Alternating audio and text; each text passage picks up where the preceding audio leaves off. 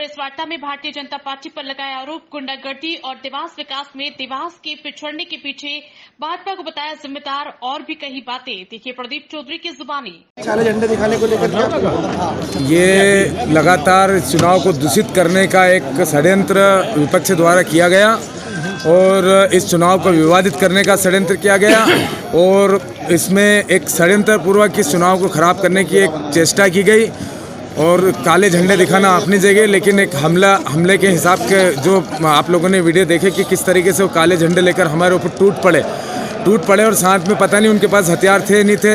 तो ये सब चीज़ों को लेकर मैंने आज प्रेस के सामने मिलने आया हूँ और जनता के बीच में बात लेकर आया हूँ कि हो सकता है कि मेरी जान को भी खतरा है और निवेदन करने आया हूँ प्रशासन से कि चुनाव खराब ना हो।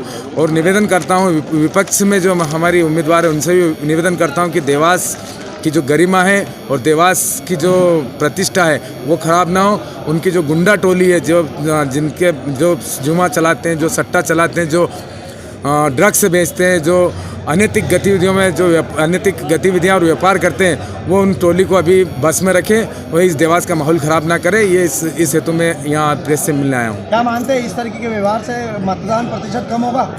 ये देखिए मतदान प्रतिशत तो आज अब की बार देवास में बढ़ेगा। लोगों में आक्रोश है, लोग दबी जुबान में कह रहे हैं और डर का माहौल जो ये बना रहे हैं ताकि लोग होर्डिंग ना लगाए, पोस्टर ना लगाए, लोग पोलिंग बूथ तक ना जाएं। उनका प्रयास है ये और इसके लिए जो डर का माहौल बनाने का प्रयास ये लोग देवास में कर रहे हैं।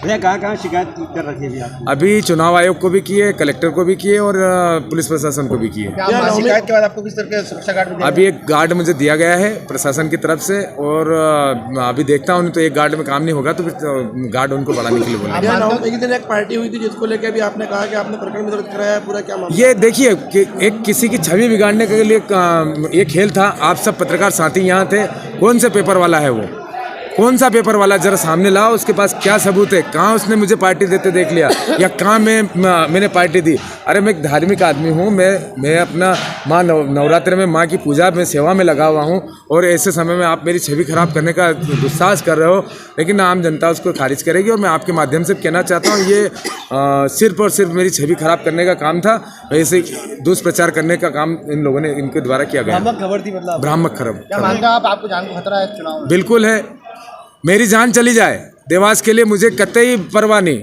मुझे मार भी देंगे तो मेरे घर वाले मुझे ले जाएंगे, उठाकर जला भी देंगे, लेकिन मेरी वजह से कोई देवास का नागरिक हताहत ना हो, मेरी वजह से कोई कार्यकर्ता हताहत ना हो, ये मैं आप लोगों के बीच में कहना चाहता हूँ। तस्वीर बताना चाहेंगे आप जो लोग थे उसमें? ये लिस्टेड गुंडा है,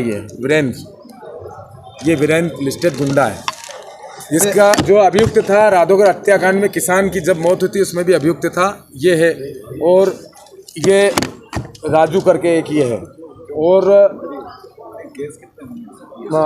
ये एक जगह जो झंडा दिखाया वो एक 4 रासुका में और जिला बदल भी हो चुका है। तो ये ऐसे गुंडे मुझे झंडे दिखा रहे हैं और वो गुंडे दिखा रहे हैं जिनका उनको मालूम है कि अगर प्रदीप आएगा तो उनके कारोबार बंद होने वाले हैं, उनके अवैध कारोबार बंद होने वाले हैं, उन पर अंकुश लगने वाला है।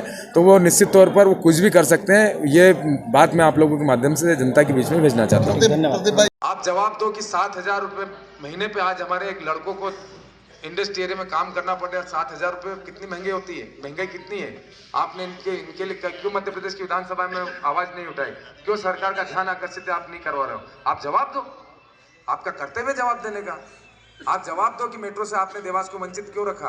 आप जवाब दो कि ये जुआ सट्टा दारू ये सब आपके समर्थक बेच रहे हैं, आपने इनको रोका क्यों नहीं? तो ये हमारे कर्तव्य भैया, एक विपक्षी के कर्तव्य हम निभाएंगे और इसमें हमारी जान भी चली जाए ना, वो उनके हाथ से लिखा होगा तो उनके हाथ से चले जाएंगे, इसमें कौन सी बड़ी बात है। लेकिन डरेगा कोई नहीं। अब इस देवास में डर का कोई काम ही नहीं। मैं कह देना चाहता हूँ ये मेरी छवि को खराब करने की साजिश थी। यही तो चल रहा है। ये अच्छा आपने प्रश्न उठा दिया, यही तो चल रहा है भाई। हाँ, मुद्दों पर चुनाव लड़ो। आपने क्या किया है, आपने शिक्षा दी क्या लोगों को, आप उस पर बात करो, डिबेट करो। मैं आप लोगों के माध्यम से सम्मानीय, मेरी उनसे कोई व्यक्तिगत दुश्मनी नहीं है, आप लोग बता देना चाहता हूँ।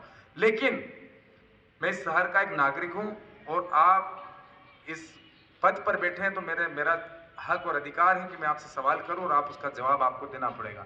और सभी ने देखा है कि वो प्रेस नोट एक अखबार की कटिंग आप सबको दिखाई गई, वो अखबार कौन सा सामने आ जाए मैं बात कर लूँगा। और कौन बोल देगा मैंने किसी को पार्टी दी? राम नवमी के दिन मैं खुद भंडारे हुन में पूजन पाठ में लगा और मुझे बदनाम करने के लिए उसकी शिकायत की है मैंने। उस जो एक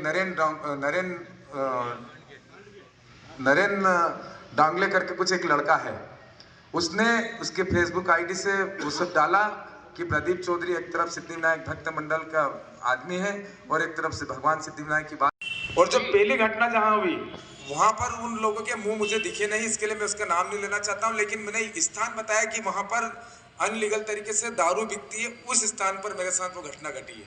और दूसरा स्थान पे मैंने वही बताया जहां पर मेरे साथ घटना घटी है। मैं नाम उसी का लूंगा जिसको मैंने देखा है, मैं और किसी का नाम लेके मैं विवाद को बढ़ा। आप जवाब दो कि 7,000 रुपये महीने पे आज हमारे एक लड़कों को इंडस्ट्री एरिया में काम करना पड़ रहा है। 7,000 रुपये कितनी महंगी होती है, महंगाई कितनी है? आपने इनके लिए क्यों मध्य प्रदेश की विधानसभा में आवाज नहीं उठाई? क्यों सरकार का ध्यान आकर्षित आप नहीं करवा रहे हो? आप जवाब दो, आपका कर्तव्य जवाब देने का। आप जवाब दो कि मेट्रो से आपने देवास को वंचित क्यों रखा? आप जवाब दो कि ये जुआ सट्टा दारू ये सब आपके समर्थक बेच रहे हैं, आपने इनको रोका क्यों नहीं? तो ये हमारे कर्तव्य भैया, एक विपक्षी के कर्तव्य हम निभाएंगे। और इसमें हमारी जान भी चली जाए ना, वो उनके हाथ से लिखा हो गया तो उनके हाथ से चले जाएंगे, इसमें कौन सी बड़ी बात है। लेकिन डरेगा कोई नहीं। अब इस देवास में डर का कोई काम ही नहीं है।